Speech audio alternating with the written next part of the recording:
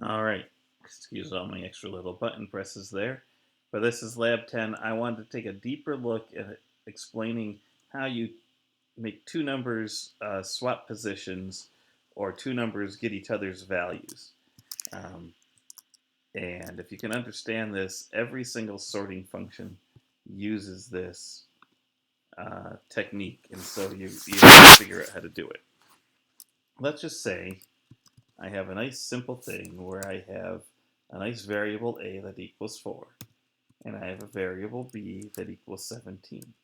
And what I would like to do is I want a to become 17. I want b to become 4. In other words, I want them to switch positions. Now, this is cheating because I don't know later on. Sometimes I won't even know what this number is, right? The computer randomly generates numbers sometimes in our programs. So we can't just, you know, do this. This is just not going to work every time. What I need is I need an algorithm. How do I switch the two variables? Um, I like to think of my variables as boxes. I want whatever's in box B to get whatever's in box A, and I want whatever's in box A to get whatever's in box B, right? Um, if I do this, what's going to happen? B is going to become 4, which is what I want. But what's going to happen now? What is A? A is 4, and I want it, well, I want, what is B is what I should say. B is 4 because it just became a 4. So if I was to do this, right, if I was to print A and print B, when I run them, I didn't, let's see, we'll call this a swap. They didn't become 4 and 17, they became 4 and 4, right? So they became the same number because doing this, B becomes whatever A is, and then A becomes whatever B is, and then ends up being the exact same thing. What I might want to quick do here is just to kind of prove it to you. We'll add that to it. So how could I do that? What I need to do is I need to introduce C to the mix because I need a temporary box to hold contents, right? Like if this is gonna kind of eat itself and 4 becomes what's in both boxes, I need to store the 17 somewhere else so I can get it later. So what if I do this?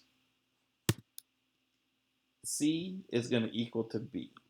So C becomes 17. I got a box that has now got the number 17 in it, and I labeled it C.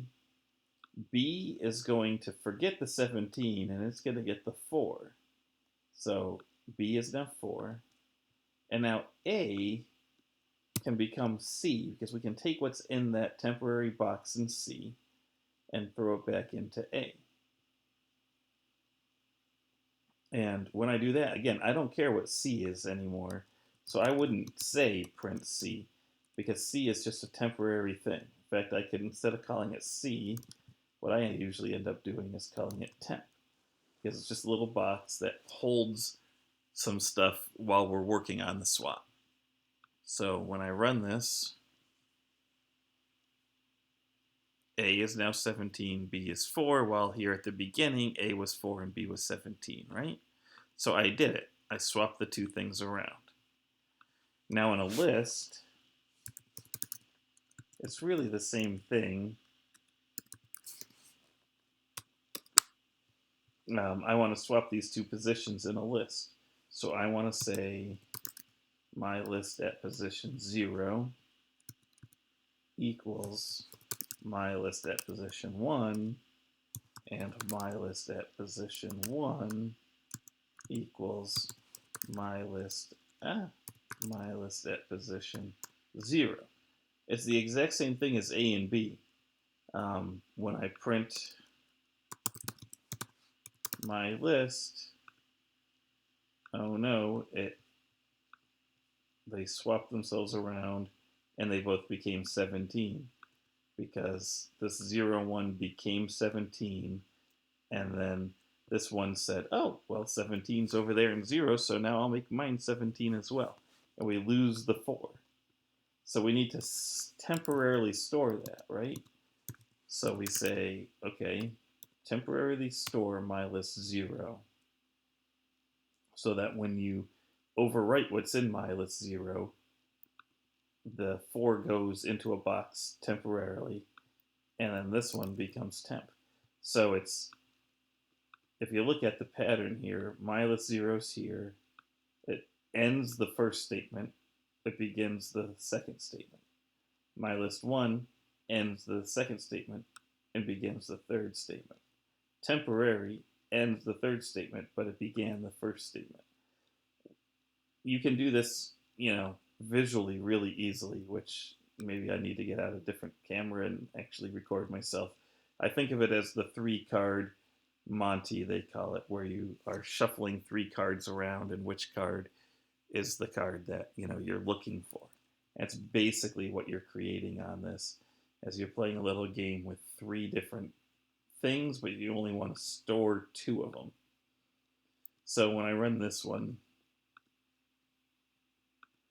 I started with 4 and 17, but I ended up with 17 and 4, right? So it starts this way, but doing this little algorithm, this little switch algorithm, I can swap the 2 numbers.